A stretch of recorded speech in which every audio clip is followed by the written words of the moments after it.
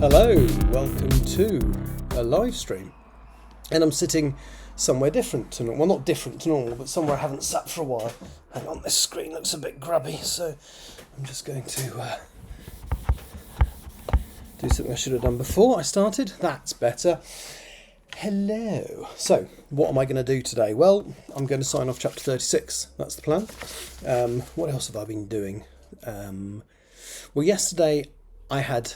it was a bit of a lazy day. I was very jet lagged still. Last night, I finally went to bed at a sensible time. In fact, it was quite late, considering how jet lagged I am. I went to bed about 11 o'clock, having watched some Glastonbury stuff, both live and on iPlayer. So, I've got 4 people watching. Hello.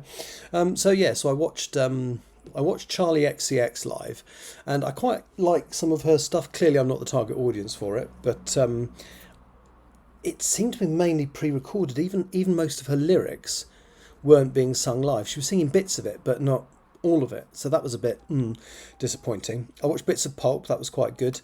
I watched Lola Young. I enjoyed that. And the moment where she sang Messy, which obviously was going to be the last song that she did, and the whole crowd joined in, and everybody knew every word. You know, this time last year, nobody knew who she was. Well, not nobody, but very few people. So that clearly was an enormously lovely and special moment for us, so I enjoyed that.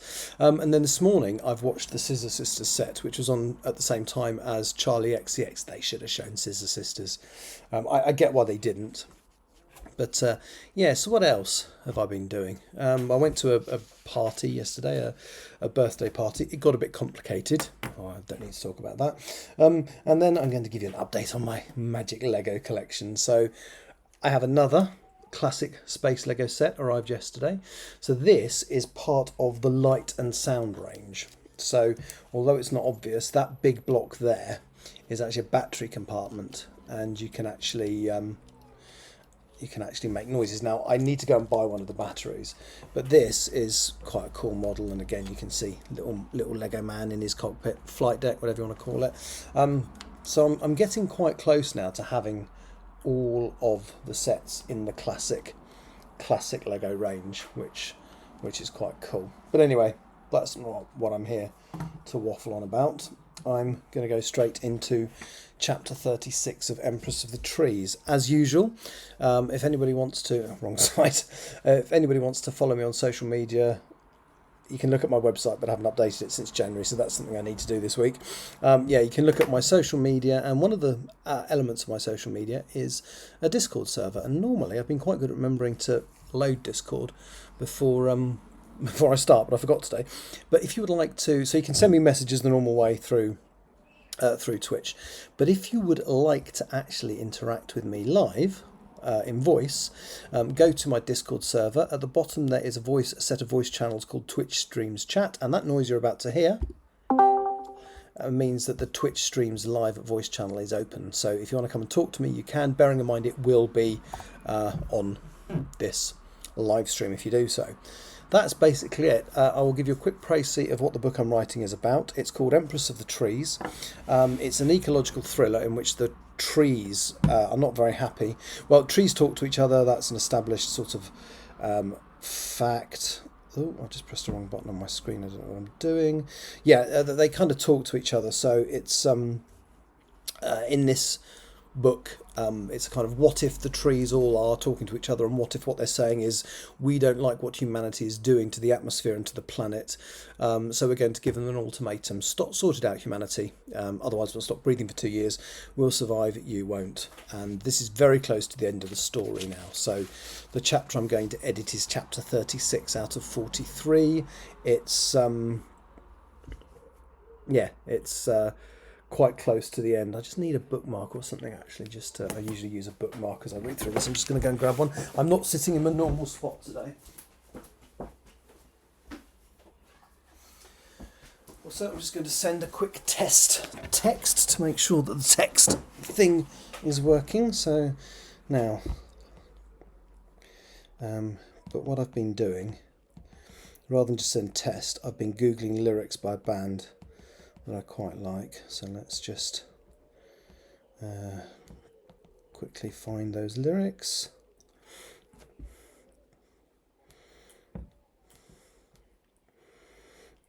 Okay, does anybody know what this song is, by the way?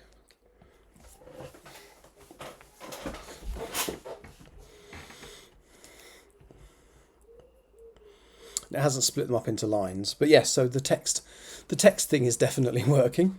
Okay, so yeah, that's that. So I'm now going to move on to my typing view, and I'm going to get on with this chapter. So what I will say about this chapter, or the way I'm working today, is that although you have the text up on the screen, I'm actually working from paper. So I will only really scroll down to the point I'm at when I need to update something. So unfortunately what you see on the screen is not going to be a permanent representation of what I'm reading. So chapter 36, Arrivals. I'm still not sure who I would have voted for, said Oakley, stirring some milk into his coffee. Just who I wouldn't. I might italicise the wouldn't. Marianne had joined him in Sayre's old apartment, which Oakley had converted into a recreation room. The largest television they could find in the complex had been placed on the dresser. The bed had been removed and 8 comfortable chairs had been positioned strategically around the now almost empty space. A fridge had been brought down from the kitchen, as well as a kettle and a water dispenser so that anyone could help themselves to drinks. The television was connected to a satellite decoder. Marion had been unable to work out where the dish was, but it seemed to work okay. Not that there were any stations broadcasting anything more than the nightly news bulletin, but the catch-up services were all still working via the internet, so there were plenty of TV shows and movies to watch. Ronnie's room was next door. When they had emptied this one, Vickers had claimed the bed on her behalf and moved into the adjacent room, to the wry amusement of some of the other soldiers and some of the other soldiers and Arbor troops. Yeah, there are other soldiers. I was trying to remember which point in the story we're in. There are other soldiers other than Private Vickers at this point in the story. Not that Vickers got to spend time with Ronnie. She only allowed him in for communication purposes. I'm going to just take the S off that to put communications.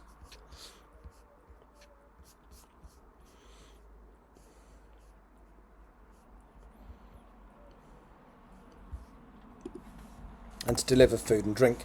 Since Dare's death yesterday afternoon, she'd not had a proper conversation with anyone. She'd made 3 unsuccessful attempts to communicate with Simewolf in the Arboretum, and then returned to her room reporting that she'd not been successful, but saying little more. "How are you getting on with the Arboretum systems?" asked Oakley as Marianne sat down next to him on a sofa they'd liberated from another of the staff quarters. "I know how it's connected, enough to replace any components that break down or burn out. But if something happens beyond that, such as it stops working due to something more than an equipment failure, I haven't got a clue," they replied. Claire was no help. Claire was of no help. Claire was of no help? Marianne shook her head. No, bless her. All she did was administer pain relief to Mackenzie and look after his physical... I'm going to say well-being instead of health. Well-being. She has no idea how the system works. Oakley took a sip of his unsatisfactory instant coffee. How is she in herself? Terrified. She convinced the operated fix to her head is going to kill her, and Matthews says she's right. Mackenzie lasted a week or so, and we think Claire will survive another 5 or 6 days. So unless we can convince Simewolf to advocate both convince Simewolf to advocate for Idril and find a way of returning her to the collective. I just need to. It's not a case of returning her to the collective. She's never been part of it, so I need to adjust that slightly.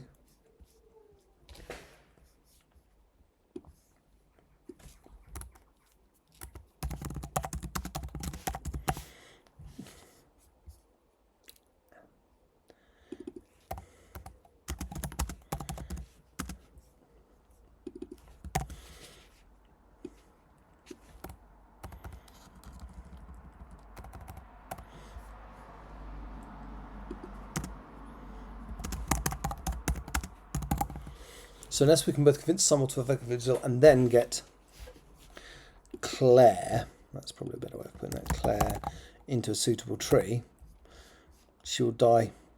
She will die for sure. followed shortly afterwards by the rest of us. Oakley bobbed his head gloomily. If Tucker wins the election, then we don't have much of a hope. You can have troops up here by tomorrow lunchtime. There was a bang on the door. This isn't a private room, yelled Oakley. You don't have to knock. The door opened and Sharvar walked in. We've taken a man into custody who was prowling around outside. He said he came here on purpose and that he knows you both. His name is Carruthers. Marianne jumped up, Oakley close behind them. Where is he? Oakley demanded. The perimeter, asked Sharvar. Shall I take you to him? Yes. And now, said Marianne, hopefully we'll get some good news for once. Sharvar led them up, so that's the first. So the chapter is called Arrivals. That's the first. There's a more significant one later, although that one's fairly significant. Sharvar led them up the stairs, out through the western door and into the woods. Carruthers was waiting patiently there, kicking the ground idly as one of the soldiers, O'Neill, held him at gunpoint. Marianne and Oakley rushed forward to greet him, and O'Neill, at Oakley's request, lowered the gun. It's good to see you, said Marianne. I'm going to lose the warmly. That's nice, said Carruthers with a smile. Look, I have a few things to tell you. The first is that Ursula will be okay. Ursula will live.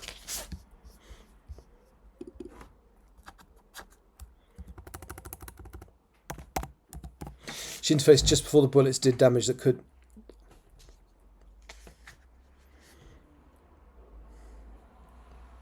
She interfaced just before the bullets did any damage that could not be repaired.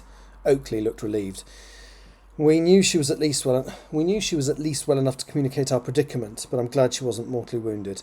I am aware that she arranged Skull to free you, replied Carruthers. Anyway, that's the good news. The bad news is that Ragnarok is now a certainty. The loss of Simewolf due to something humans have done, I'm going to italicize humans. The loss of Simewolf due to something humans have done has incensed the collective, and even those who originally backed Idrisil, the Idrisil faction, I'm going to say instead. The Idrisil faction are changing their minds. It takes time for them to...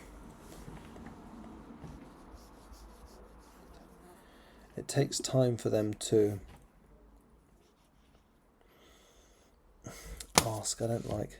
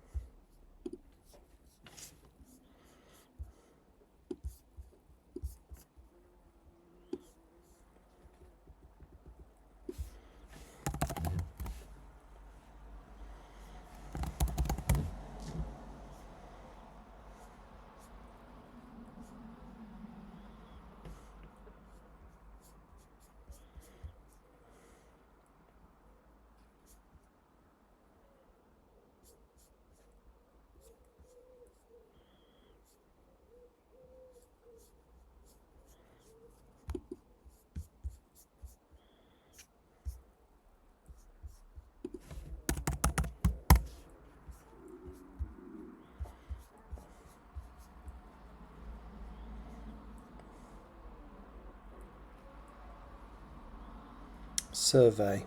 It's probably a better word, yeah. Okay. It takes time for them to serve everyone.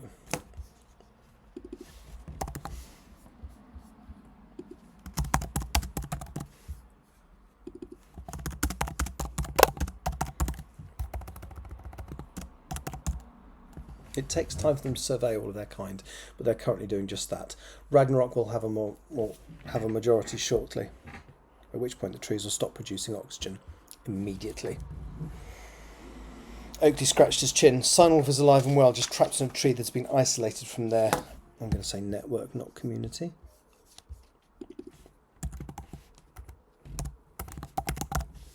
He said, we can't figure out how to release them.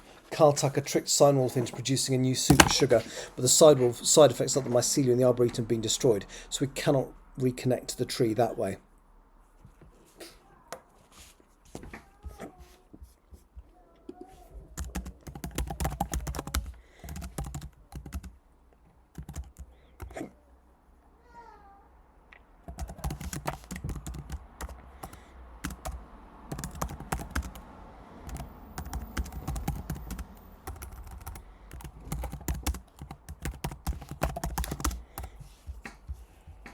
Can't figure out how to release them. Carl Tucker tricked Simon into producing a new super sugar, but the side effects are that the mycelia in the arboretum have been destroyed, so we cannot reconnect the tree that way, especially as the damage to the mycelia will spread exponentially.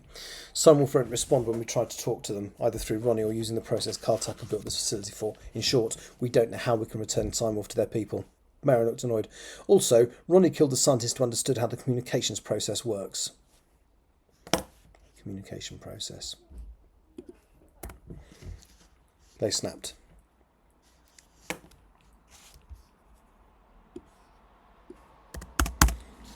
Marianne looked annoyed.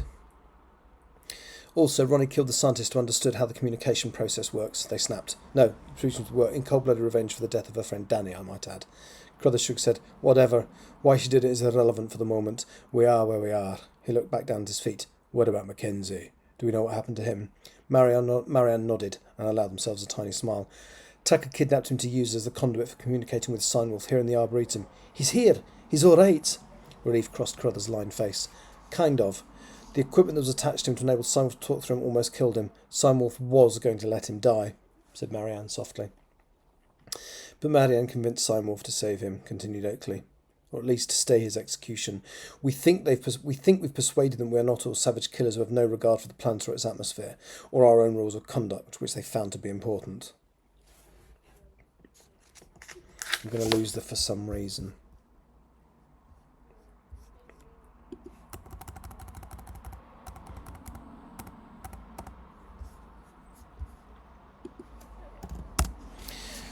Which they found to be as important. They are mulling everything over now. The problem is that even if they decide the way are worth preserving, they can't tell anyone. They are a dryad of great influence. They could be enough to turn opinion back in our favour. Crothers nodded. If Simulf advocated for us, it wouldn't stop Ragnarok. That's happening. But I believe the trees would. I'm going to say may. Or could.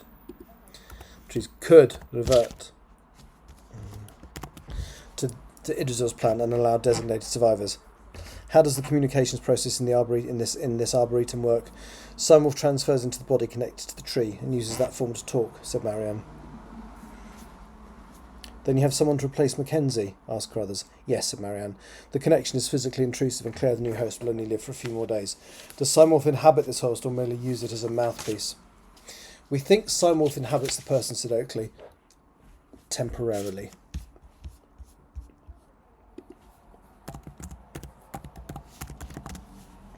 We think Simulf temporarily inhabits the person, said Oakley. Claire tells of an incident where Simulf thought they were trapped in her body.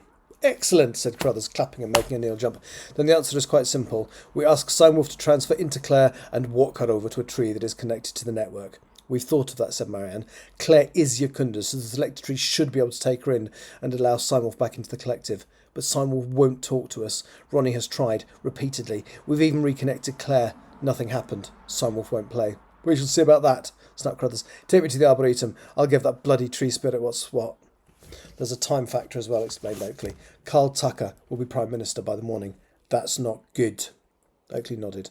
Marianne, can you go and find Vickers and ask him to tell Ronnie that Crothers is here and to join us in the Arboretum? Marianne nodded, and the three of them dashed inside, followed by Sharvar. O'Neill continued to monitor the woodland ahead of him. Simulf doesn't want to talk, said Ronnie coldly. Marianne and Oakley were standing in the Arboretum, and Crothers rested his hands on the surface of the tree. I think that should be 2 sentences.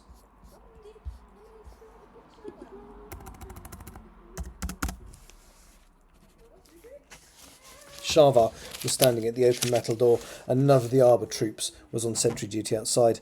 Crothers shook his head and looked around. Ronnie had just walked into the Arboretum.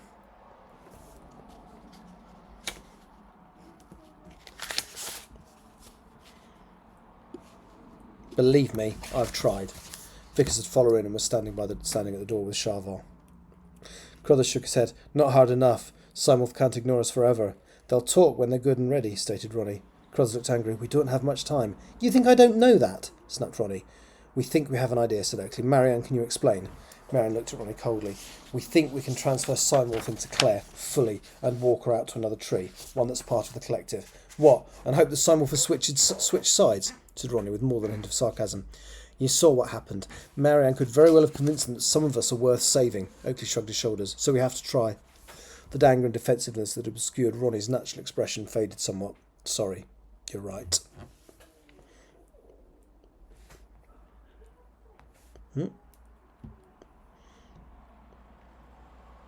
Sorry.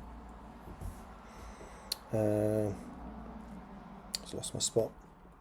Crothers turned to her. We need to keep attempting to talk to Simewolf.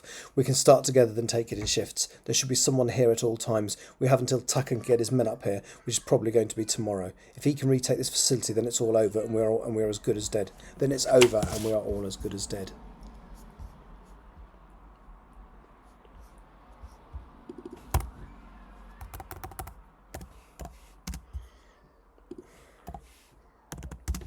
Ronnie nodded. Fair enough. Marianne, can I talk to you?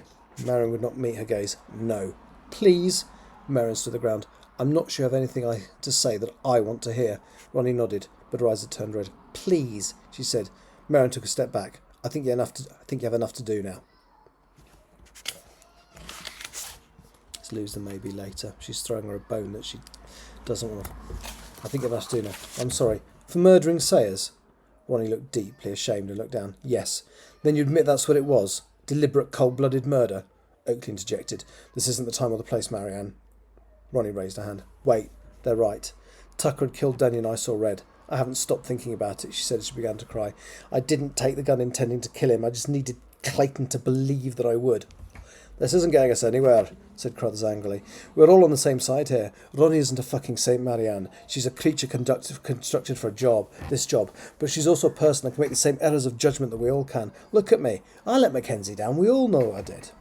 You know about the personal consequences from due to my lack of focus, but after I interfaced, I would have killed to save him if I'd had to. And I think... Hang on, let's just reread that. I let Mackenzie down. We all know I did. You know about the personal... You know about the personal consequences for him due to my lack of focus. But after I interfaced, I would have killed.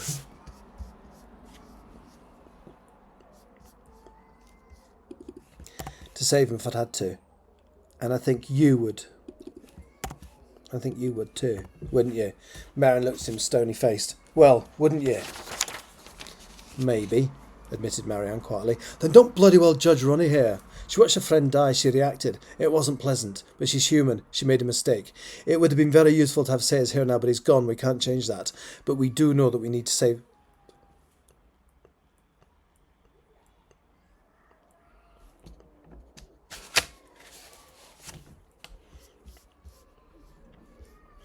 I'm just going to lose that sentence because it doesn't work. Or those two sentences.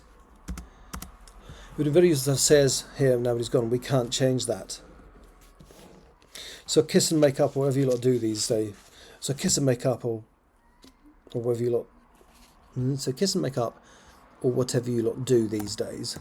And then fuck off. Ronnie and I are going to be busy. Let me read that again. Right. Well, don't bloody judge Ronnie here. There. She watched her friend die. She reacted. It wasn't pleasant, but she's human. She made a mistake. It would have been very useful to have Sayers here now, but he's gone. We can't change that. So kiss and make up, or whatever you lot do these days, and then fuck off. I think that should be one sentence as well. Ronnie and I are going to be busy. I watched her shoot half his head off, said Marianne angrily, finally looking towards Ronnie. Crothers put his hands up to the surface of the tree, but then snatched them back down at their words. Everyone who worked here died at her hands. You'd still be a prisoner if it were not for that. Marianne glared at Ronnie, who walked away. Oakley interceded. This is not helping. Let's get back down to the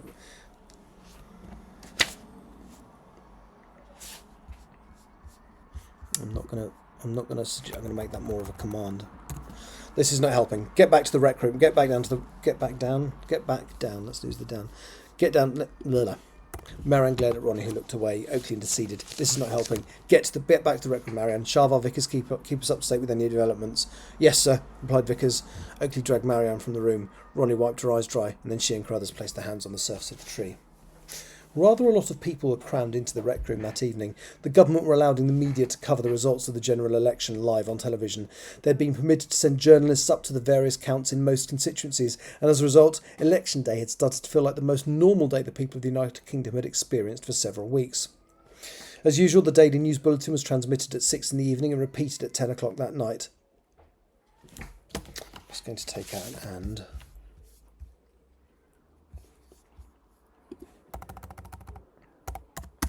As soon as it had finished at 10:30, the live election coverage began. All of the news broadcasters were allowed to cover events, so for the first time in ages when he changed the channel.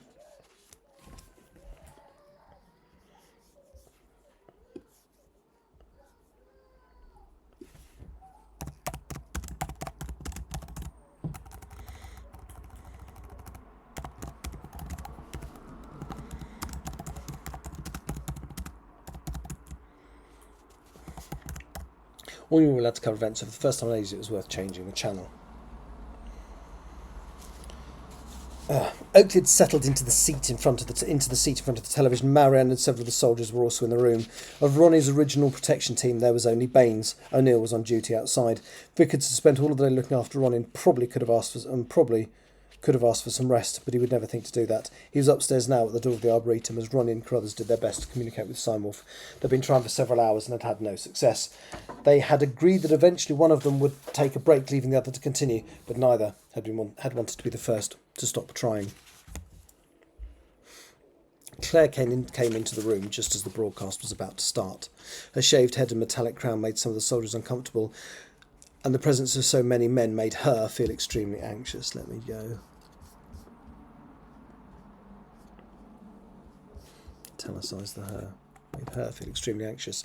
Oakley saw her sneak in and immediately stood and offered her his spot on the sofa next to Marianne. Claire accepted and sat down. She looked tired and unwell, so Marianne made her a cup of instant coffee. The replay of the news bulletin finished, and the familiar BBC continuity logo came up from the screen. And now, on the BBC, coverage of the results of the general election. Oakley grinned nervously in anticipation. A montage of various images recorded earlier in the day at polling station was played on the screen. Welcome to coverage of the most extraordinary general election this country has ever seen. We are here because the incumbent government deliberately lost a vote of no confidence. I'm going to say instigated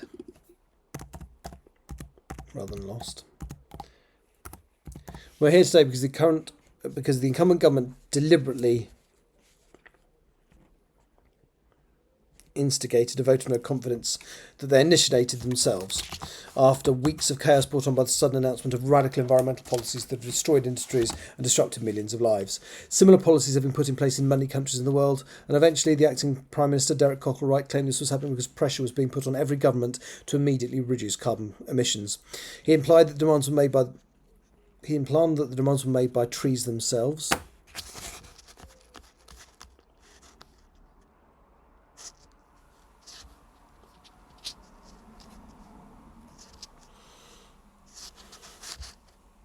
And shortly afterwards, footage surfaced online of trees swallowing birds and animals. The images on the screen, which had been of the people being discussed, changed to video clips of birds and squirrels being absorbed.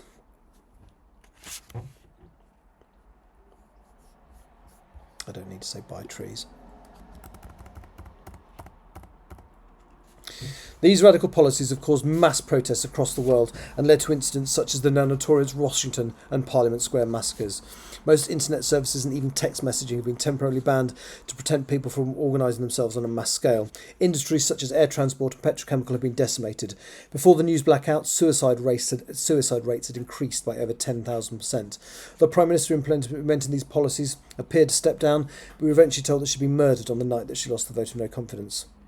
Marianne and Oakley looked at each other, shaking their heads. These draconian environmental policies could not be found in any manifesto, leading to pressure groups, in particular Carl Tucker's Red Victor Association, calling for the government to resign. When they finally did, Carl Tucker turned his protest group into a political party and fielded candidates at every constituency in the United Kingdom. Tonight is the battle between Derek Cockle-Wright's Conservative Party, currently in power with a majority of 89, and Carl Tucker's Red Victor Party, who promised to reverse all of the changes and rebuild the economy. Stay with us as we watch events unfold live with a team of experts who will analyse the results as they come in. This is BBC Election 2019.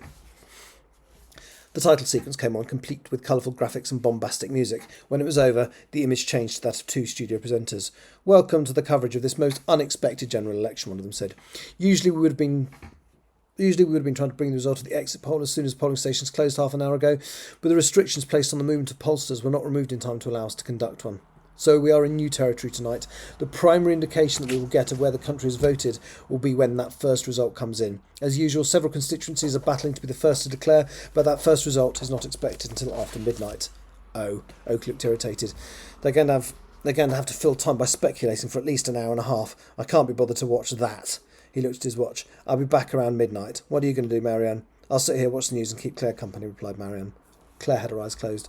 The pain is getting a bit much again, she said. I might have to go and get some morphine. Marianne shook her head. I think you've already had too much. Is there anywhere else on the base other than the fridge in the Arboretum? Is there anywhere else on the base other than the fridge in the Arboretum? Claire shook her head miserably. I'm not saying you can't have any. What's the safe dose? Claire looked defeated. 20 milligrams every 4 hours. And have you been sticking to that? Claire shook her head. Doesn't matter, does it? I'm dying. Marianne looked over and cupped her jaw in their hands. Not if we can make contact with Simorph. If we can persuade them to advocate for us, then you will survive. But we need you alive and conscious to be able to do that, not whacked out on painkillers. Claire shook her head miserably. I don't even know if I want to live. Marianne squeezed her shoulders. I understand. Things are going to get better, sweetheart, as long as we can talk to Simorph. Claire nodded between her tears. Oakley looked concerned. I'm going to go upstairs for some fresh air, he said. Call me if any results come in sooner than expected. I will, replied Marianne. Oakley took one last lingering look at Claire and left the room. Private O'Neill? The voice was urgent and came unexpectedly from the forest in front of the soldier. He raised his gun cautiously and stepped forward. Who's that? I should say forward.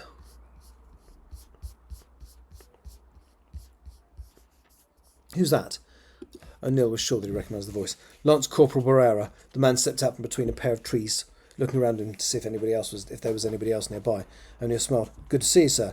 I'm sure it is. I don't want everybody to know that I'm here. I need to speak to you and Baines, urgently. Baines is inside, sir. Make sure that he takes over from you when you go for your next break. It won't be his turn. Make it happen anyway, Private. I want him here on this spot when you go off duty. O'Neill nodded. What's going on? Barrera looked furtively around again. Is there anybody else nearby? O'Neill nodded. One of the Arbor Associates' troops is walking the perimeter. It takes him about 10 minutes. Barrera nodded. I saw that. When is he due next? O'Neill glanced down at his watch. Any moment. I'll be back when he's gone. With that, he receded into the trees. A few minutes later, the Arbor Trooper walked past. He exchanged pleasantries with O'Neill and then continued on his way. As soon as he was out of sight, Barrera stepped back out. I need you to listen carefully, he said. I have been given a change of orders. Carl Tucker is going to be Prime Minister tomorrow. Everyone knows it. He's already been in talks with the Ministry of Defence. We have new instructions. We need to kill the ambassador tonight.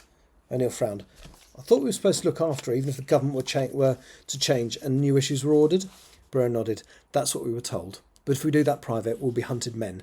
I was given a very stark choice. I don't like it, but I would rather live than protect her and be killed by my own people. Are you with me, O'Neill? I am, sir, said O'Neill. I am, sir, said O'Neill. What are we going to do? We need to get her away from this complex. There are too many armed men here, and if we shoot her and it's heard, then we're as good as dead too. We have to sneak her out and put a bullet in her head somewhere in the woods. Do you think Baines will be with us? Yeah, said O'Neill. What are we going to do about Vickers? He's always at her side like a lovesick puppy.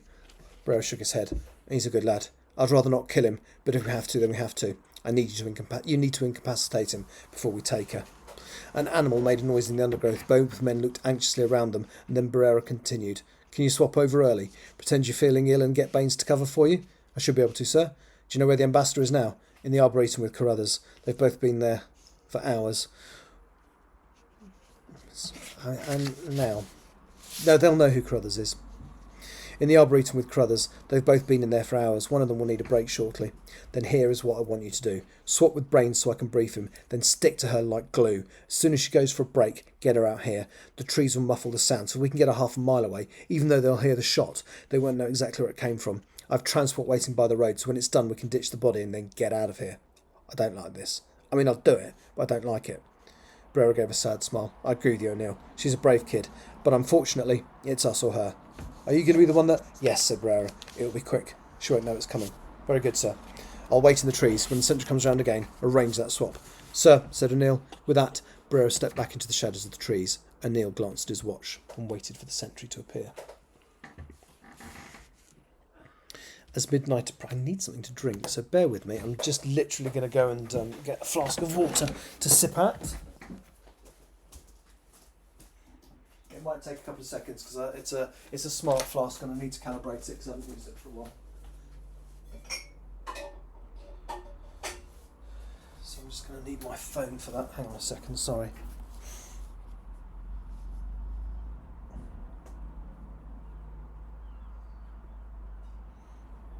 fitness. Hydrate.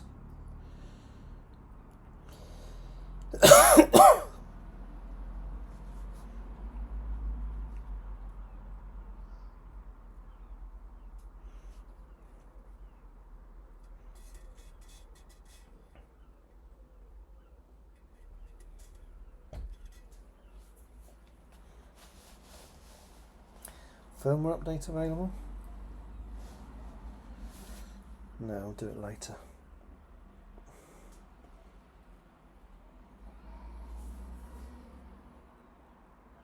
Recalibrate sensor. There we go. So pour out any liquid, yep.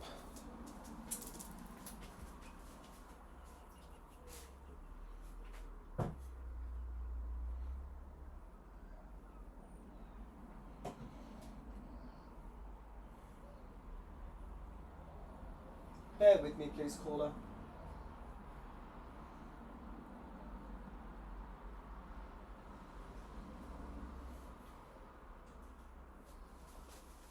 Sorry, I will be right back. Promise.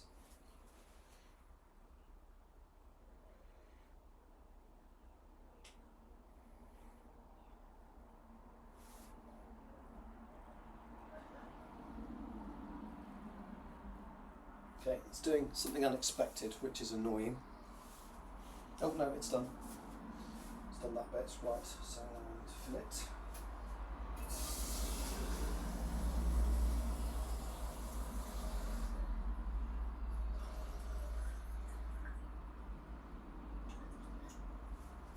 So fill the bottle to the line, and replace lid, and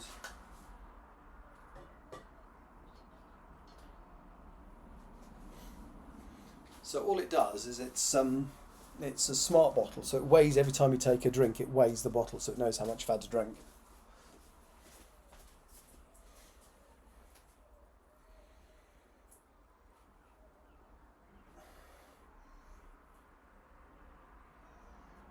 And then I've got some nice chilled water in the fridge I can actually drink.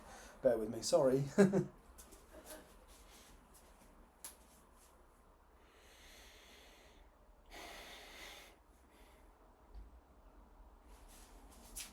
on, hurry up. Normally it doesn't take this long, sorry.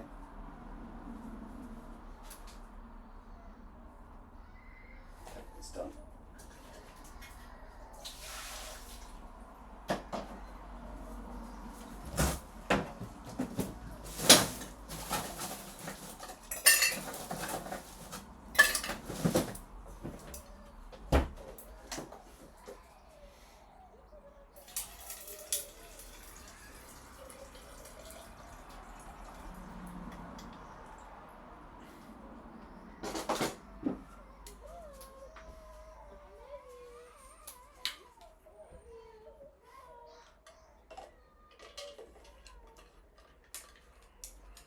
Right, apologies for that little interlude, I'm done. So, how many viewers did I lose whilst I was doing that? Probably all of you if you have any sense. No, still here, oh thank you, right.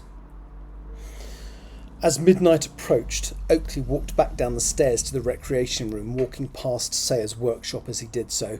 He'd managed to find a key to the room. It had been in the dead man's pockets, so the door was now locked to prevent anybody from accidentally walking in on the corpse.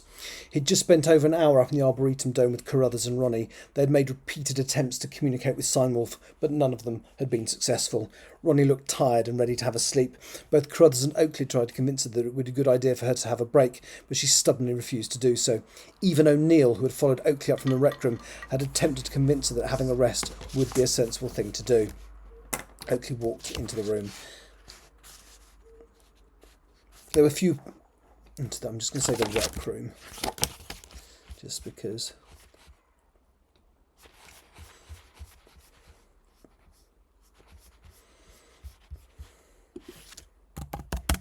There were a few people in here than there had been, but Claire and Marianne were still sitting on the sofa. Claire had dozed off, her hands between her cheeks on the right. Hands between her cheeks?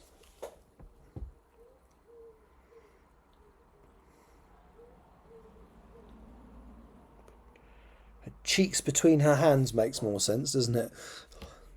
her hands between her cheeks, which she's shoving them into her mouth.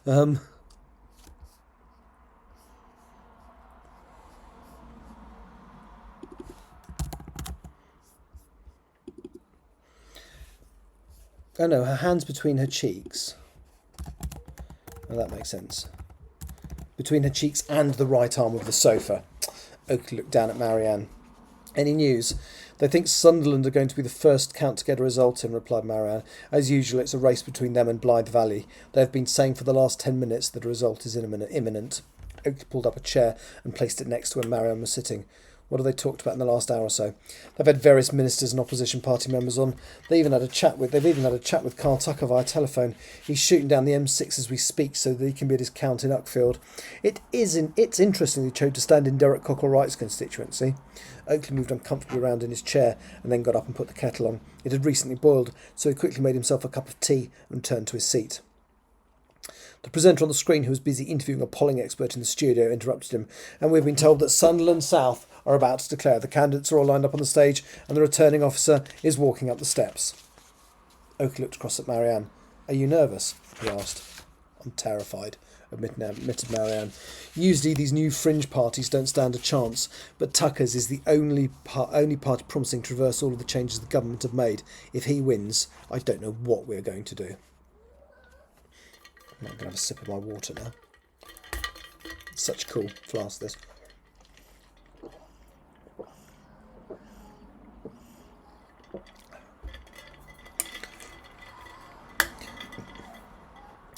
We have to talk to someone before Tucker managed to get his troops. Before Tucker manages to get. I'm just going to say before Tucker gets.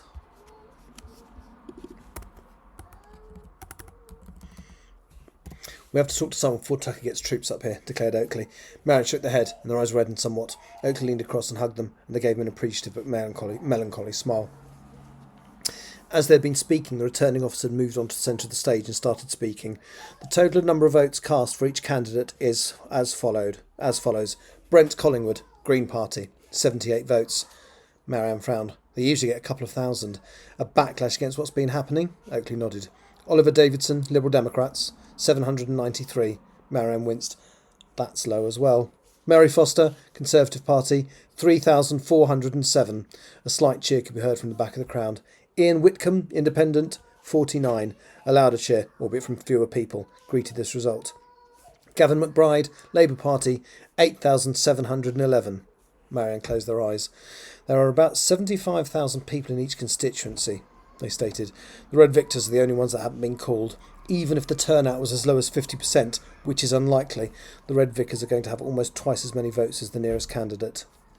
The returning officer licked his lips nervously on the television screen. Sarah Ellis, Red Victor Party. There seemed to be an unnaturally long pause before she read out the number. 44,829. Applause erupted from the floor of the sports hall where the count had taken place. The returning officer waited until the noise had died down before finishing. And I declare that Sarah Ellis has been duly elected as the Member of Parliament for Sunderland South.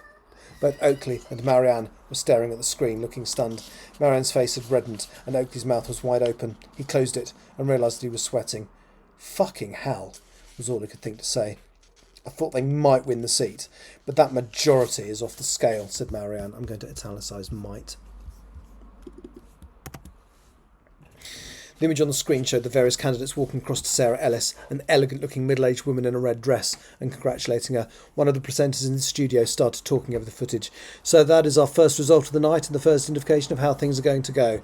Sarah Ellis of the Red Victor Party has won an astounding victory, defeating incumbent Member of Parliament for Sunderland South with a majority of 36,118. This has been a safe Labour seat for the last 20-plus years, which shows the magnitude of the political earthquake it seems that Carl Tucker and his Red Victor Party have unleashed upon the United Kingdom tonight. Let's see what she has to say. As he'd been speaking, Sarah Ellis had walked up to the microphone and was encouraging the crowd to settle down so that she could be able to speak. Ladies and gentlemen, she said once the noise had died down, I'm both surprised and delighted by what has happened here in Sunderland South tonight. We knew that the ridiculously heavy-handed Green policies that the Conservatives attempted to enforce would make them unpopular, and we thought we had a chance of winning this seat, but never in our wildest dreams did we imagine we would win a majority as large as this one. Let us hope that the results here tonight is an indication of what is going to happen nationally. The voters have totally rejected the old politics and appear to have embraced something new. The Red Victor Party stand for free enterprise. We will not be able to undo all of the horrific damage the Conservative Party has done to the infrastructure of this country. Airlines have been decimated. We cannot build aeroplanes that have been scrapped, but we can prevent any more from being destroyed. We cannot recreate all the jobs that simply no longer exist, but we can create a country, an environment where people and business will be able to thrive. She's very good at this, said Oakley worriedly. I've heard that some of his candidates are sub-Neanderthal, said Marianne, but it's always Sunderland South or Blythe Valley that declare first, so of course he's going to put someone with gravitas into those seats. He knows that they will be the first winning candidates to speak publicly. Tomorrow will be a new dawn for this United Kingdom, continued Sarah. The internet will be fully switched back on. Television stations will be back on the air. We can all finally catch up with the residents of Albert Square and Coronation Street. I'm going to pop in Emmerdale there as well.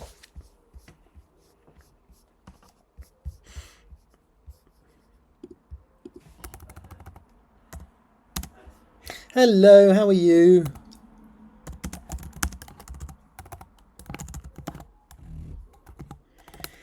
How are you feeling?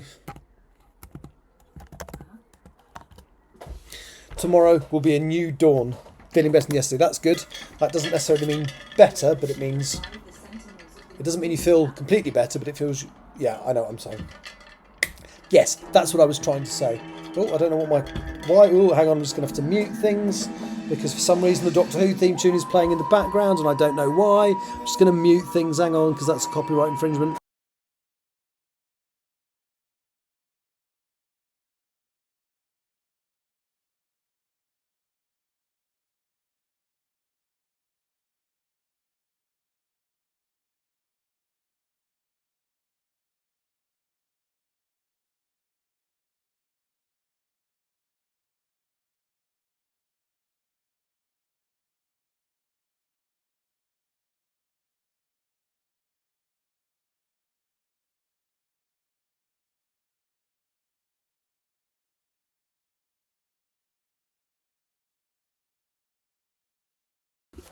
I'm not quite sure why that happened, but never mind.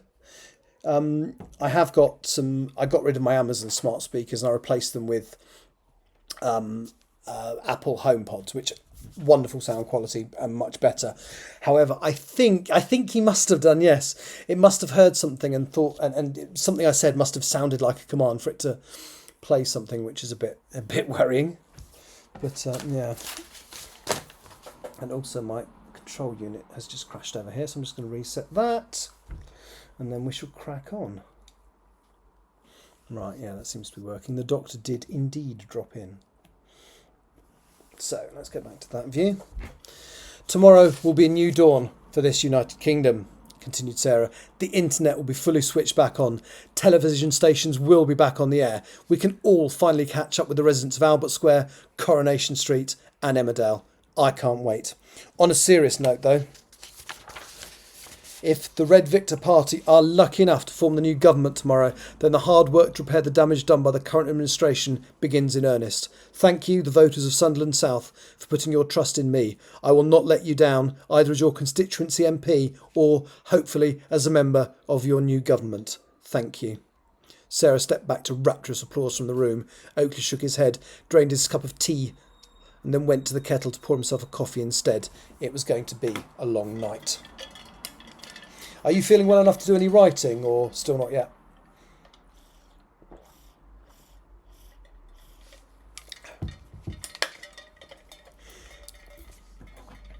Why Sunderland South?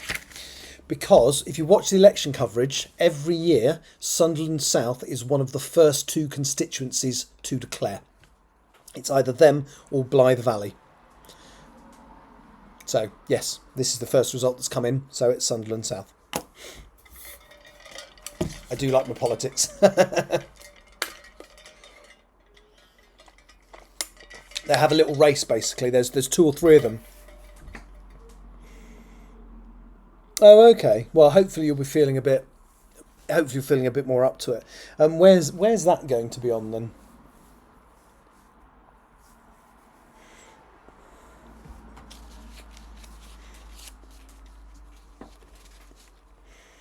Yeah, so Carl Tucker, knowing that Sunderland South or Blythe Valley would be the first to declare. I've not heard of Spectrum Radio, I shall Google it. Yeah, Carl Tucker, knowing which constituencies are likely to be the first to declare, has actually put articulate people in those seats. As Marianne has mentioned, some of his candidates are sub-Neanderthal, which is quite amusing because I think you can say the same about certain people of a real political party. Reform! Let's have a look. Spectrum Radio. Based in London.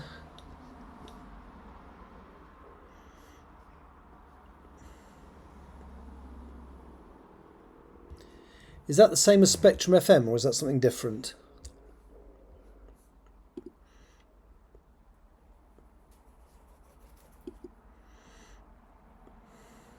No, that's not. Spectrum Radio is a multi-ethnic based in London. Spectrum Radio is distinguished by...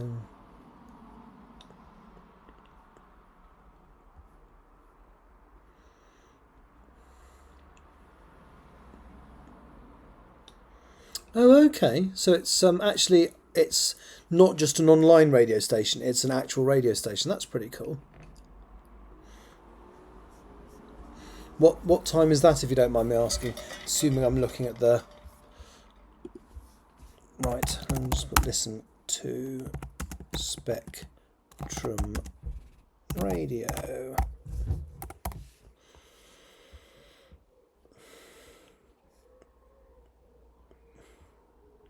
You might have to 1 p.m. You might have to send me a link because I'm struggling to find... The only Spectrum Radio I can find is Spain's #1 English-speaking radio station, and I'm guessing it's not that.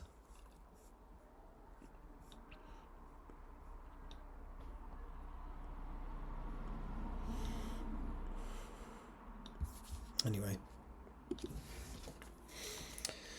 O'Neill was outside the Arboretum, pacing, despite repeated hints from several. You can watch it live on YouTube. Okay. Let me... On your YouTube channel or on theirs?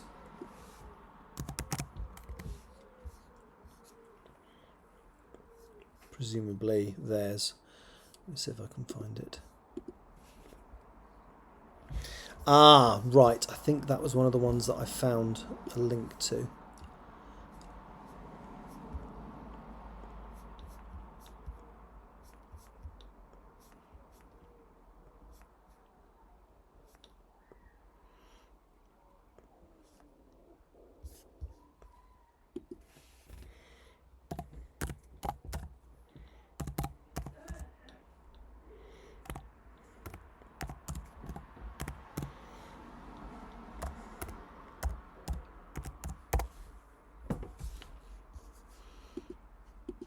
I've put Spectrum in air, that's why that didn't work.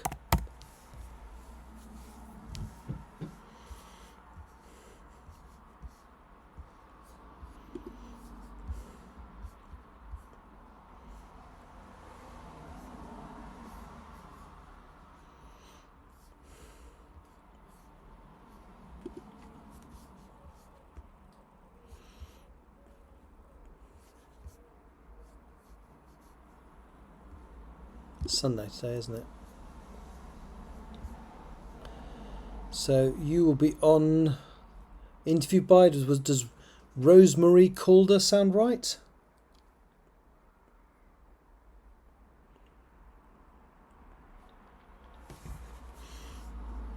Assuming I'm reading it correctly. Yep, cool.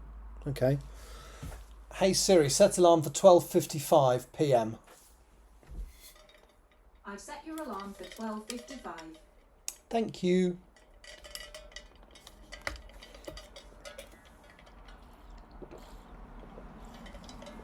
Good luck. And you say it's on there. Let's have Spectrum radio.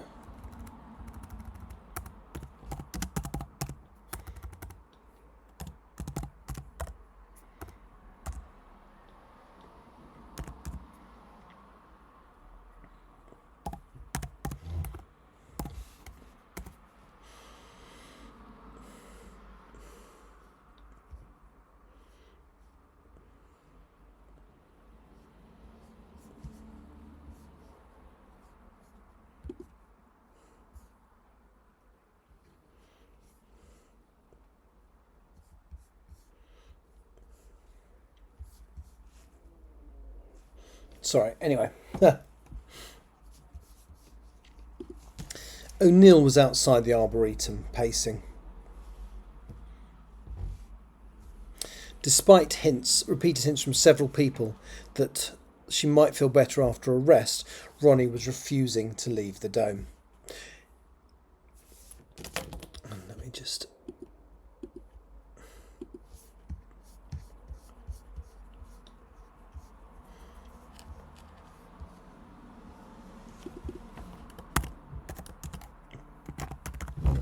O'Neill was outside the Arboretum, pacing. Despite repeated hints from several people that she might feel better for a rest, Ronnie was refusing to leave the dome. O'Neill was standing by the door and looking outside. As he did so, the lone trooper patrolling the perimeter walked past. O'Neill glanced at his watch. If this went on for too long, then Baines would be replaced at his station, which would then present them with a lot of new complications. He knew that he had to do something, and soon. He took a deep breath, made a decision, and walked into the Arboretum. Once inside, he sidled up to Vickers. "I need a word," he said quietly. Vickers looked across at him with tired eyes. Not now. He returned his gaze to Ronnie and Carruthers, who were making another attempt to communicate with Simorph. What was this now, their 50th try? He had lost count. "It's urgent," said O'Neill, "and it won't take long." Vickers thought for a moment. "OK." He turned to Sharvar. "I'm just stepping out for a moment." Sharvar nodded.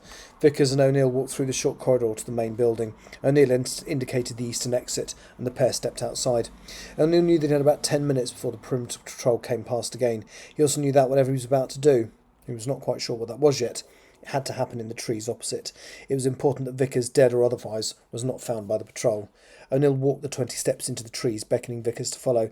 Vickers looked a little unsure, but followed him anyway. O'Neill leaned up against a tree. Vickers followed him. "What's all this about?" he asked. O'Neill said the first thing that came to his head. "Lance Corporal Barrera is back. He has new orders which are to get the ambassador out of danger. We need to take her away from here, but without involving the Arbor Associates lot. Oakley especially won't like that. These orders have come from the Prime Minister. If they lose the election tonight, he wants to ensure Ronnie is safe." Vickers looked unsure. "Can I see Barrera?" "You'll see him when we take her to him. He's waiting out in the woods on the other side of the complex, west door." Vickers frowned. "She can't leave. We'll all be dead if she fails. Have you told the Lance Corporal about what she's trying to do?" O'Neill looked angry. "That's not relevant. He's our commanding officer. We don't choose which orders to follow. He's not asking you, he's telling you. You've let the Arbor people get into your head, lad. You're too close to them." Vickers looked down for a moment. "Perhaps you're right." On impulse, as soon as Vickers was not looking at him, O'Neill swung his pistol viciously into the back of Vickers' head. Vickers dropped to the ground as though he was a puppet whose strings had been cut. O'Neill caught him as he fell. "Bollocks," said O'Neill to himself. "I didn't want to hurt you, you stubborn little prick." He dragged the unconscious soldier a little further into the woods, then dashed back to the Arboretum. Vickers was still for a few moments, then sat up groggily. He raised his hand to the back of his head, and it came away wet with blood. He was shaking, but he forced himself to stand up. He knew now that Ronnie was in danger, but if he followed O'Neill and challenged about what he had just done, he knew the man might cut his losses and kill him. Instead of following O'Neill, Vickers started walking stealthily clockwise around the complex, knowing that the foot patrol was walking the same way. He stayed inside the trees, passing the sentries that were placed around the perimeter, until he was opposite the door he reasoned O'Neill was going to come out of with Ronnie. Then he would follow them. If it looked like she was being taken to safety, then that was fine. But if that was the case, why had O'Neill assaulted him? Whatever was going on was more complicated and probably not good, he thought to himself. I'm going to lose that last sentence because it doesn't need to be there.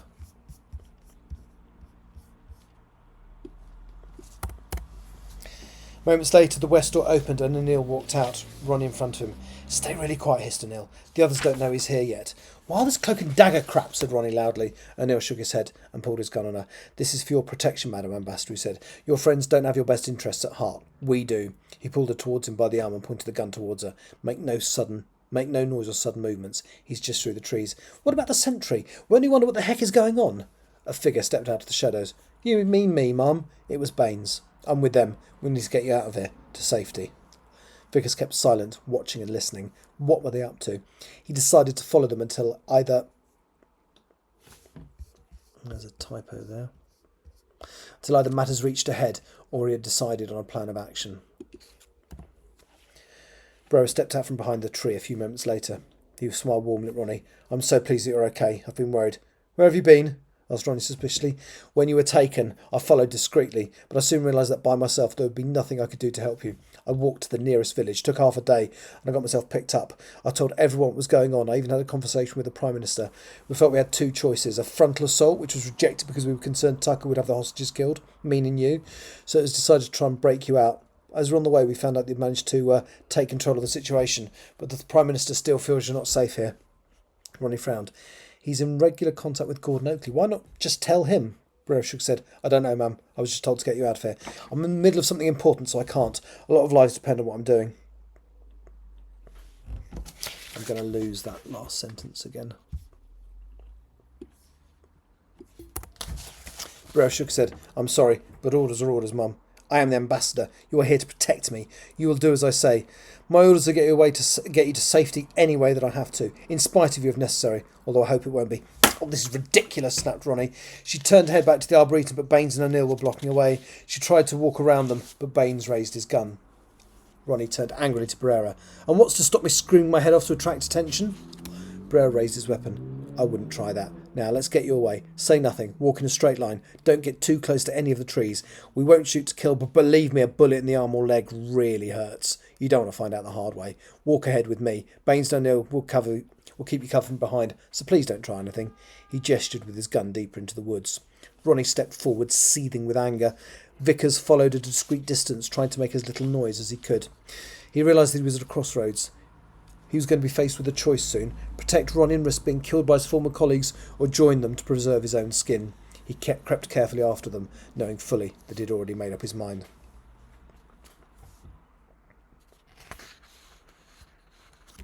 Oakley was pacing up and down in the Arboretum. How long has she been gone for? 10 minutes, said Crothers, glancing down at his watch. Sharvar stepped forwards. Yeah, about that, yes. O'Neill came in to talk to her. She said she was going outside for a few moments. And then what happened? I was hoping she would finally agree to take a break. O'Neill said that he would try and convince her. After a few minutes I went out to look for her. That's when the trooper doing the perimeter patrol realised the guard station to the west exit was no longer there. It was Baines. We have accounted for everybody since then, apart from Baines, O'Neill and Vickers. Vickers? Asked Oakley slowly. Sharvar nodded. I don't like this. You need to get after them, said Carruthers ominously. I don't know what the hell they're playing at, but I doubt it's good. Oakley shook his head. Vickers won't let any harm come to her. Carruthers walked angrily up to him, his eyes wide. He's a bloody soldier. He follows orders. He understands better than most what is going on here. He knows the stakes. I honestly believe he's on side. Well, maybe they've done him in then, snapped Carruthers. Oakley scratched his cheek, and a cold feeling started to swirl around his stomach. Is that possible? He asked. Sharvar nodded. Yes, sir. Baines came in here about 5 minutes before. He took Ronnie out of the dome. Was it Baines? I thought it was O'Neill.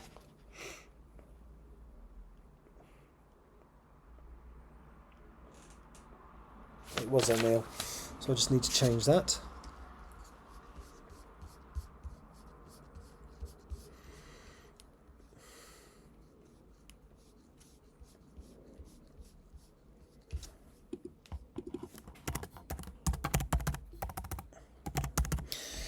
Sharvar nodded. Yes, sir. Baines came in here about 5 minutes. Sorry, O'Neill came in about 5 minutes before he took Ronnie out of the dome. Took Vickers away. I'm going to reword that. O'Neill.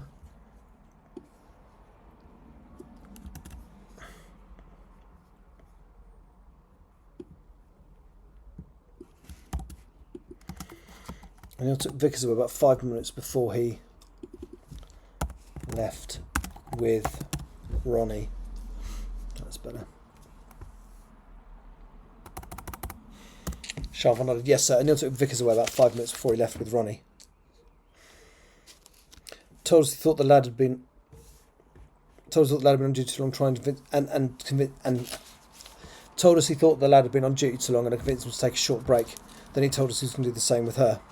We need to find them, snapped Oakley. Vickers will be dead, said Carruthers gloomily. Then we need to find his body, said Oakley angrily. Sharvar, round out everyone you can. Leave the minimum number of people here you think can protect the dome. Then 2 parties. One to find Ronnie and a smaller one to find Vickers. The ones looking for Ronnie need to head towards the West Road. If they are trying to get her away from here, that's the way they need to head. They won't walk along the service road. It takes twice as long to walk to go that way, and it's too exposed. They won't walk along the service road. It takes twice as long to go that way, and it's too exposed. Sir, Sarvar rushed from the room. Oakley grabbed the phone from his pocket and dialed. It ran for about 30 seconds and then cut to voicemail. Derek Cockrell Wright was explaining to him why he could not answer the phone. Oakley swore. Come on, Derek, pick up, he muttered, redialing. This time there was an answer. This had better be urgent, Mr. Oakley, came the voice down the phone. I have a concession speech to write. Have you ordered the army to take Ronnie into protective custody? No, was the immediate reply. Why has she gone? What is left of her protection team appears to have taken her away. Yes, snapped Oakley. I'm just going to put the away in there because it isn't in there, but it makes sense that it would be. There was a long pause down there. Do you need to change scenes? Oh, I probably could do. I thought I had. Thank you.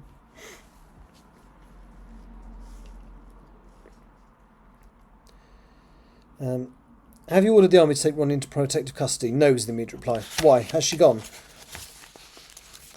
What is left of her protection team appears to have taken her away. Yes, snapped Oakley.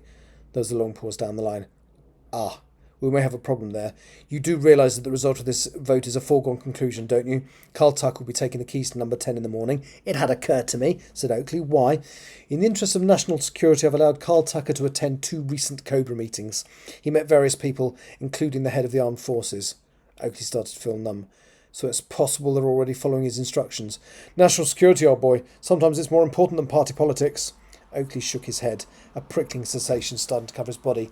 I think you've actually killed us all, you old fool. He ended the call and realised that he was sweating profusely. He looked over to Carruthers, who was waiting expectantly. The army boys are working for Carl Tucker. He's not going to be very happy with Ronnie after what she did to Mr. Sayers. 2 armoured troops entered the room. Sharva told us to come here and make sure the dome is secure, one of them said.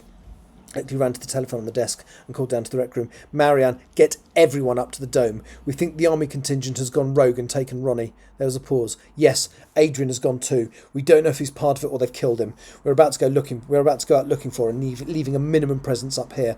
Carruthers can fill you in on what we know. He paused as Marianne said something else to him. All 5 seats so far declared. Bloody hell. OK, well, get up here now. He slammed the phone down, then looked to Carruthers. What are you going to do? I have to keep trying to get through to Steinwolf, said Carruthers. It's the only chance any of us have now. Oakley nodded. Good luck. I'll be back with Ronnie or not at all. Sharva entered the room. Ready to go?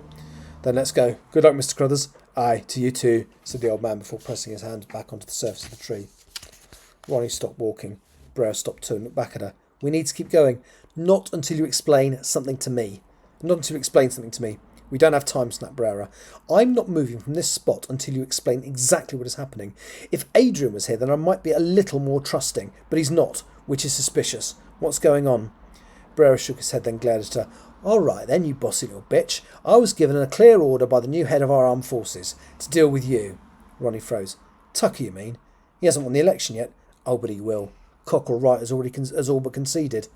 Ronnie started to feel worried. Where's Adrian? We couldn't risk asking him. We knew there was no chance he would obey our new orders. So where is he? O'Neill stepped forwards. Dead. Pretty sure I broke his skull. Ronnie let out a shriek of anger. Barrera looked around him. The scream would have been loud enough to give anyone trying to locate them a general direction. As he walked away, Ronnie tried to bolt into the trees, but O'Neill was too quick for her. He fired his gun just past her. This was followed immediately by the sound of 2 further shots, and both O'Neill and Baines crumpled to the ground. The sounds of the shots had stopped Ronnie in her tracks.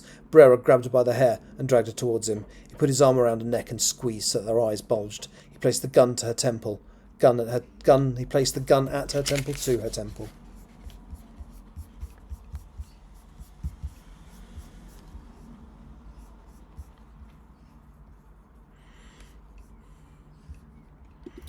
He placed the gun to her temple, keeping her between him and where he thought the shots had originated from. Vickers, Brera called out. Is that you? Let her go immediately. Vickers remained in the shadows, but Barrera now knew that he was looking in the right direction. So it is you, said Barrera. You fucking little traitor. I'm the one still following orders, yelled Vickers. And if you continue to do that, you're as dead as the rest of them, shouted Barrera. He tightened his arm around Ronnie's neck. She gave a yelp of discomfort. They would have shot us as traitors. All we have to do is kill Ronnie and all of our problems go away. Put the gun down, Private. That is a direct order. Vickers did not respond. You're going to shoot me, gasped Ronnie. Sorry, said Barrera. It's nothing personal. Ronnie closed her eyes. Oh, that makes me feel so much better. I'm not going to say gasped.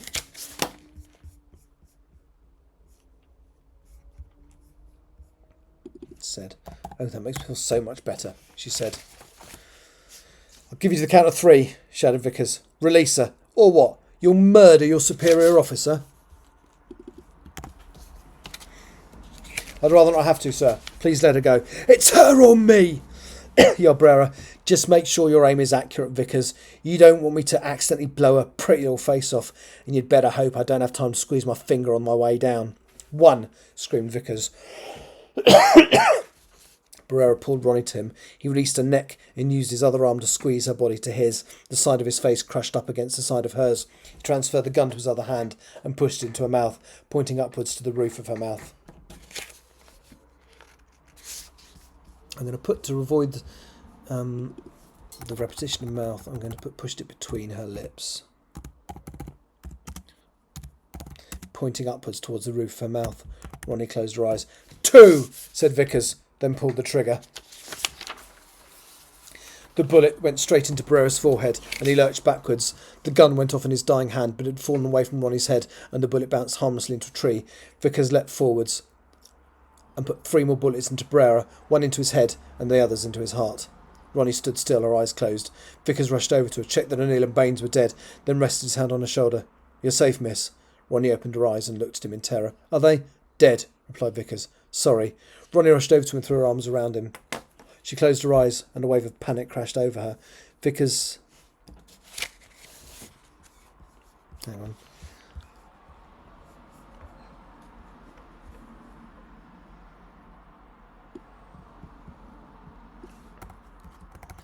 Vickers encouraged her to try not to take deep breaths. After a few moments, the wave of nausea calmed. Ronnie opened her eyes and noticed the bloody wound on the back of Vickers' head. What did they do to you? Nothing terrible, he replied, his arms encircling her as his eyes started to wander. I knew I'd have to do it, miss. It was an easy decision. Actually killing them, though. He left the sentence unfinished. I don't think you need to call me miss anymore, said Ronnie into his shoulder. The fact she'd almost been killed caught up with her, and she started to shiver. I think we're beyond that. Vickers nodded. Let's get you to safety, he said, indicating the way they had come. He steered us silently in the direction of the Arboretum for about a minute before Ronnie grabbed his shaking hand. He looked across at her with a sad smile. Are you okay? He asked.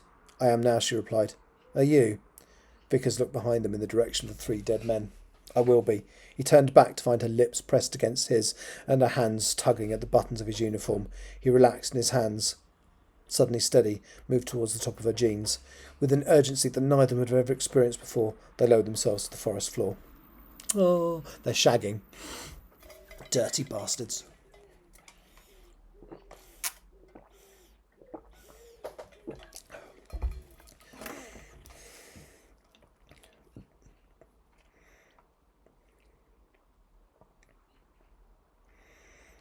I'm going to say fingers tugging at the button because then it removes the repetition of hands.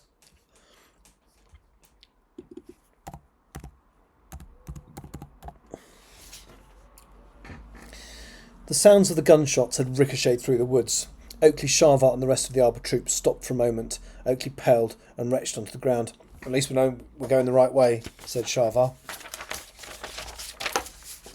5 shots. Is that significant, do you think? Asked Oakley, wiping his mouth with the back of his hand.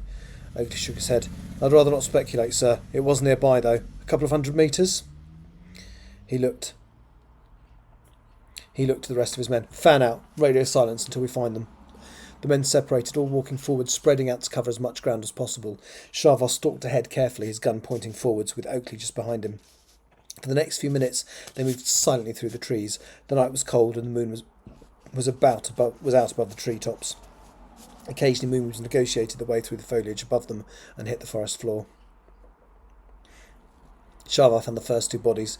He walked forwards and shone a torch in their faces. O'Neill and Baines. Oakley kept moving deeper into the trees. He did not notice the third body until he tripped over it. Yelping, he looked down and gasped when he saw it was. Sharvar, it's Barrera. He pointed to the bodies that Sharvar had just finished examining. Their boss. Then hopefully she's okay. The radio at his shoulder crackled. I've established they've been using earpieces. Oh, it's fine. It's not that big a deal. Maybe they're using different kit now. The radio at his shoulder crackled. X-ray, it's Gamma here. We found them. The Ambassador and Private Vickers. They're okay. Oakley felt a flood of relief wash over him. Thank God. Sharvar reached for his radio. Bring them to the agreed rendezvous point. There was a long pause before Gamma replied. I think we should give him 10 minutes, sir.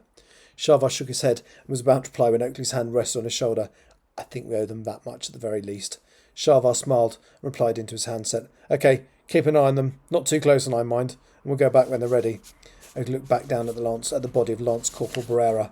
I don't know what the hell you tried to do here tonight, but I genuinely thought you were better than this, he said sadly. The group walked slowly back to the Arboretum. Ronnie and Vickers walked separately but kept glancing at each other. Oakley wanted to hug them both, but decided now was not the time or the place for more displays of affection. They approached the west door. Marianne was waiting there. As soon as she saw them, they rushed forward. That's me reading it wrong, because it doesn't say she. I didn't gender them. I just did when I read it for some reason. They approached the west door. Marianne was waiting there. As soon as they saw them, they rushed forward and hugged Ronnie, almost knocking her over. I'm glad you're okay, they said breathlessly. They turned to Vickers. You too, Private. Vickers looked sadly down at his uniform. I'm going to take this sadly.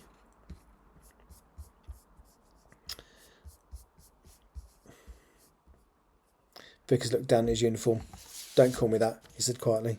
Any news on the election? Asked Oakley. Yes, said Marianne, their face suddenly serious. 60% of the counts are in. Cockerell Wright conceded about 10 minutes ago. Carl Tucker is our new Prime Minister. There was silence as the reality of this set in. We'd better have a defensive plan ready to go then, said Sharvar. I'll set the perimeter guards and patrols back up, then we'll get on with that. We have reinforcements, said Marianne. Arbor Associates arrived up here en masse at Alpha Site early this evening. I've just had a phone call. David should be here in about half an hour. Now his name's not David now, is it? That's a flashback to when I had two characters doing the job of one and I pushed them together. Let me just have a look.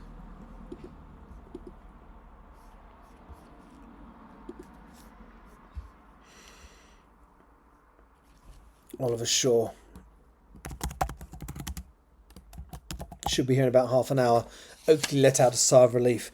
We may yet survive then, he said. Ronnie let go of Marianne, who stepped back. I'm sorry what I did to Sarah, said Ronnie. Marianne nodded. I'll never like it.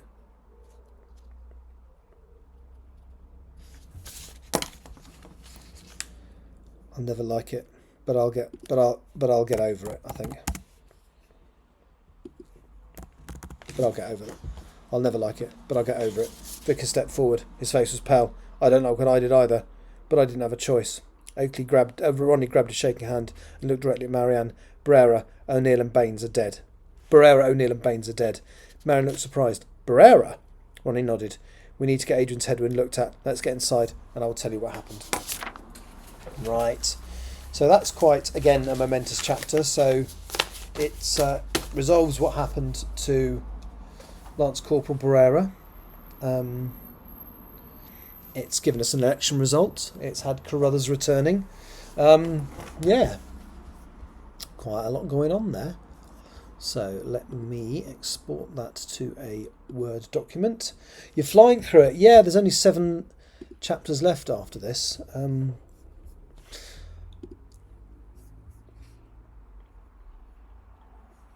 4 chapters and the 3 that would have been the single epilogue but ended up being 24,000 words, so I'm glad I split it into chapters.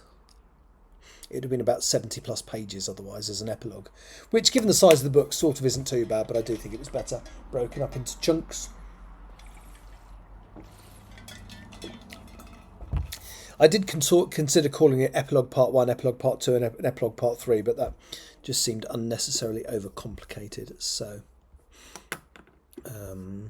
right, let's have a look What's making it easy is most of the changes I need to make were cosmetic. There wasn't anything massively new I needed to do. It was more tidying up continuity. Hasn't been any major plot points I've had to alter, which I'm very pleased about. Right then, so running this through Grammarly. What score is it giving me? 92. Jesus.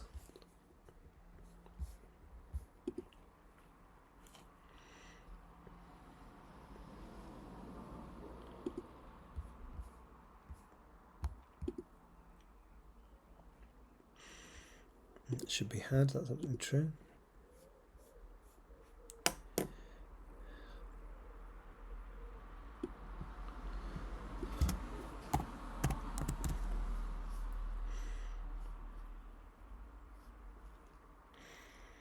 I'm looking forward. Yeah, it's going to be quite good. I mean, I'll have to look at what else. I have to make sure we've got somewhere that we can go and eat, and yeah, find other stuff to do, because I mean it's going to be a bit of a dull day if all I'm doing is taking photographs.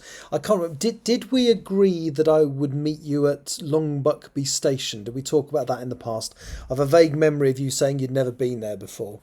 Because it just saves me 3 hours in the car getting to Milton Keynes and back, because obviously Sherwood is in totally the opposite direction.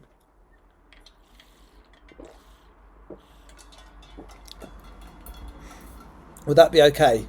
I might run you home afterwards, but if you could, if you could meet me at Long Buckby, then it saves me an hour and a half in the car, and afterwards I don't mind running you home. But that's still an hour and a half less, if that's all right. Cool, thank you.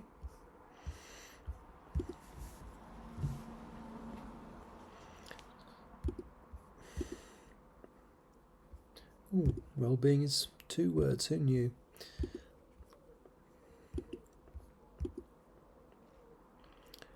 We've even reconnected Claire.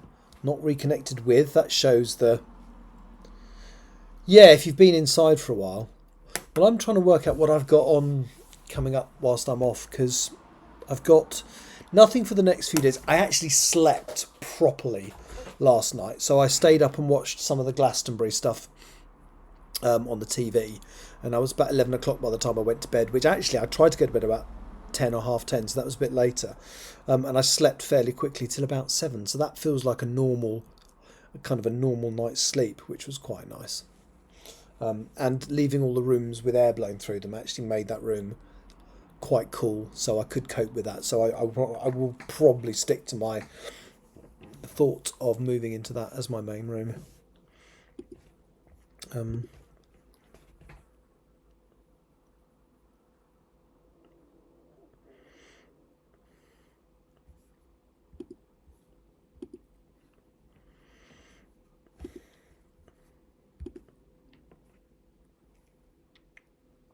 I don't know. Yeah, probably. So I was thinking about doing a week away somewhere, but I might do a few more shorter breaks. I'm literally winging it.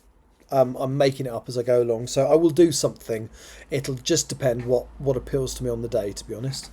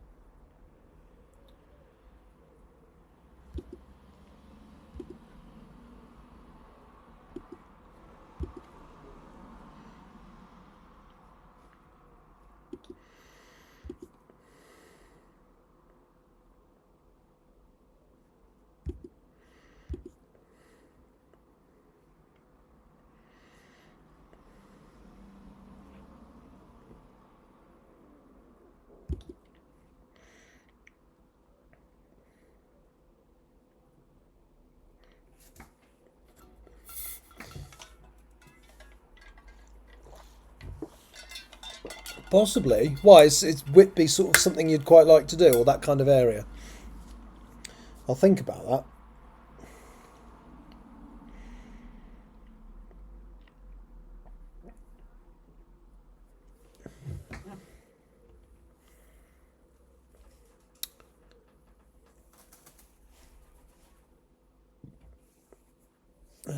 Right, in spite of.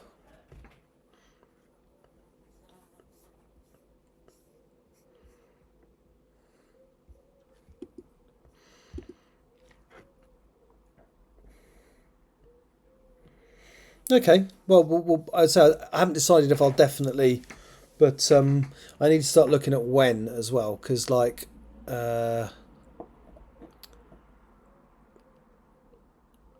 but yeah, well, I will try and schedule something around one of the weekends when you're likely to be free. Then, um,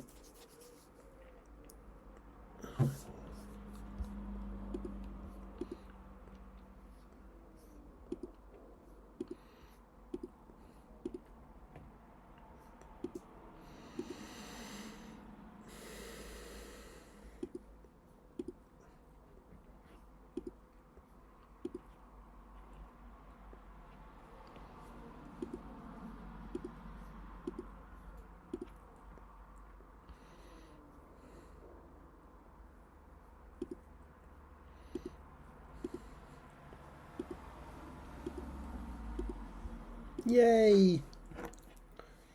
Oh no, no, well, I'm going to do 2 or 3, so I'll have plenty of opportunities to do sort of solo stuff as well. So, yeah, I'll start looking at some dates because I've got this habit of not planning and then suddenly finding I haven't got that much time. But so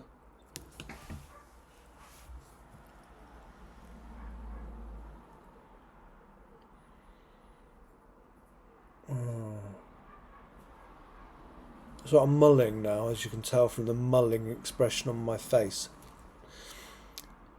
But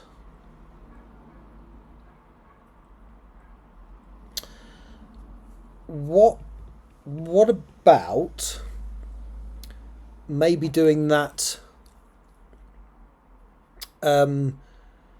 next weekend? Next weekend? Yeah. And then coming back via Sherwood. Save 2 journeys when you can have one. Or go up via Sherwood. Do Sherwood on the way or on the way back. And then you'll still have your Tuesday and Wednesday to do stuff for you. Because I think that's the Tuesday and Wednesday you're off, isn't it? This coming weekend. Okay. Durham. Okay. That was just a thought. Okay, no worries. Right, that's got me up to 93%, and more importantly, is that is edited.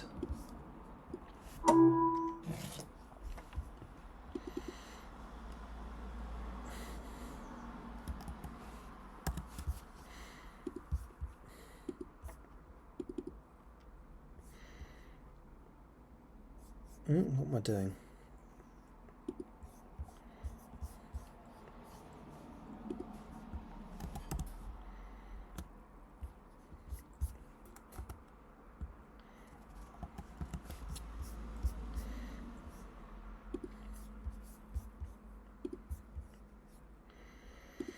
What time is it? Oh, it's almost time for lunch. I'm quite hungry.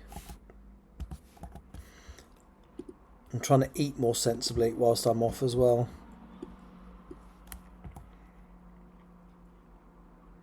Oh, okay, fair enough. I'm going to do that today or tomorrow, by the way. Get you your comments, your support information done.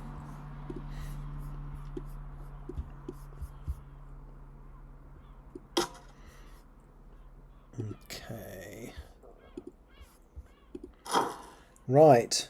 Chapter 36 appears to be signed off.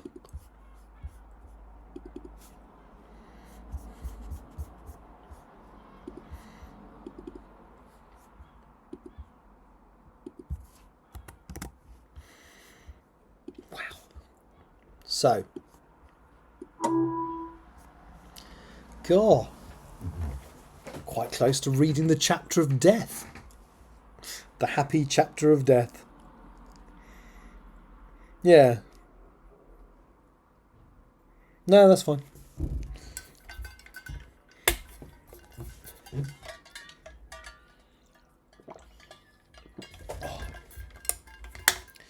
Right, do I do something with chapter 37 now? What's the time? I've been on for an hour and a half. No, I'm heading towards being hungry.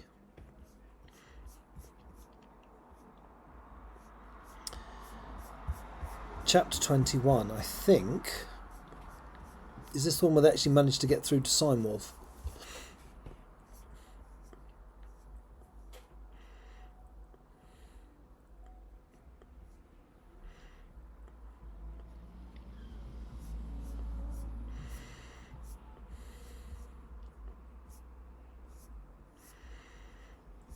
Oliver Shaw finally turns up in the flesh.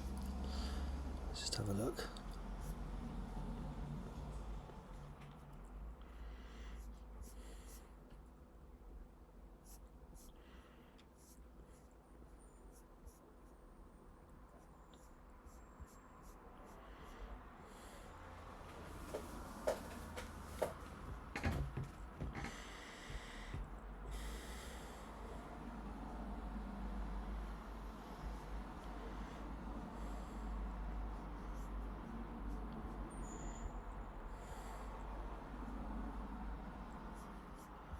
Oh, I'd forgotten about this scene.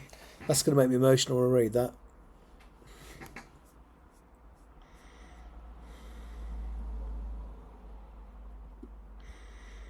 That scene wasn't even in my plan, and it just sort of happened.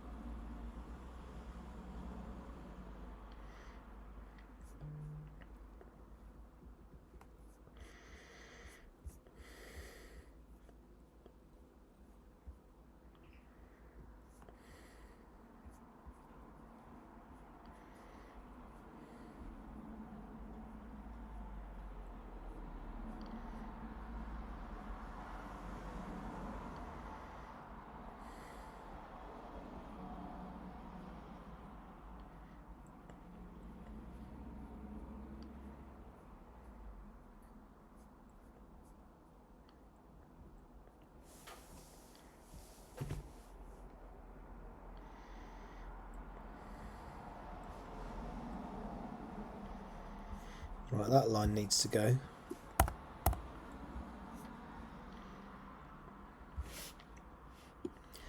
Still referring to it as the entity.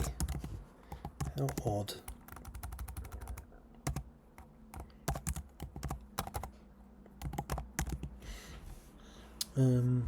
Yeah, I think I'm going to. So what I've got myself for dinner is I've got myself it's a purchased shepherd's pie, but I'm going to start making that kind of stuff for me. But I'm going to do just a few, not like a big pile, but just a few little roast vegetables to go with it.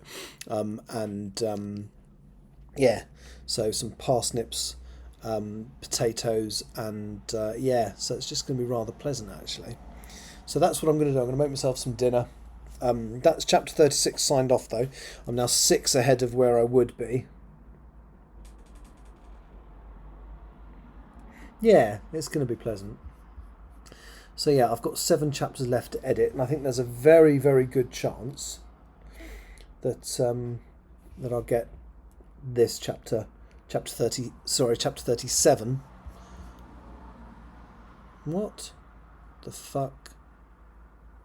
Oh, that says chapter 36. Hang on, let me just... Okay, that's just a typo.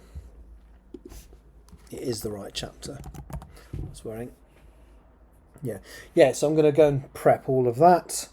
And I will be back, probably not today, but it'd be really nice if I can come back tomorrow and sign this chapter off, so I'm going to read it through a few more times later. Thank you everybody for watching. I'll be back hopefully tomorrow.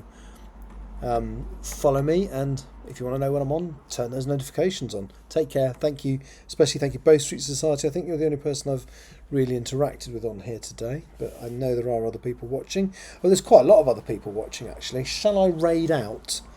Let's just find someone we can raid into. Let's find another writing channel that will be worth raiding into. Let's have a look.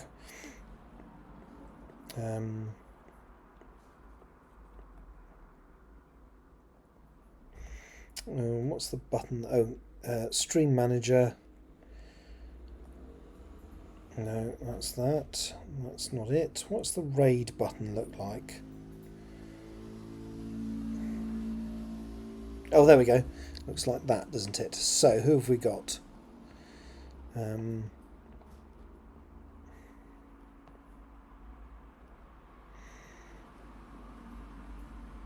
Oh. Nobody writing. I'm going to quickly see if I can find a writing channel. Very quickly. Oh, I can't be bothered. Sorry. If somebody I followed was writing now, then I would raid in, but I'm not going to just raid into a random. So I won't do that. Thank you for watching. Take care. Bye-bye.